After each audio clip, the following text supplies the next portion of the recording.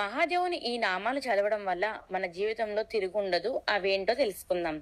పంచభూతాలైన భూమి, నీరు, అగ్ని, వాయువు, ఆకాశంలోని శక్తిని, సూర్యచంద్రుల కాంతిని, నీలోని ఆత్మశక్తిని జాగృతం చేసి శివానుగ్రహం వలన అవి మీకు అనుకూలంగా చేసే మహిమానిత్వమైన శివ మంత్రాలు తెలుసుకుందాం. ఓం శర్వాయ దేవాయ నమః అంటే పృథ్వీలింగం. ఓం భవాయ దేవాయ నమః అంటే జలలింగం. ఓం రుద్రాయ దేవాయ నమః అంటే అగ్నిలింగం. ఓం దేవాయ నమ ఉగ్రాయ అంటే వాయులింగం. ఓం భీమాయ దేవాయ నమః అంటే ఆకాశలింగం. ఓం ఈశానాయ దేవాయ నమః అంటే సూర్యలింగం. ఓం మహాదేవాయ నమః అంటే చంద్రలింగం.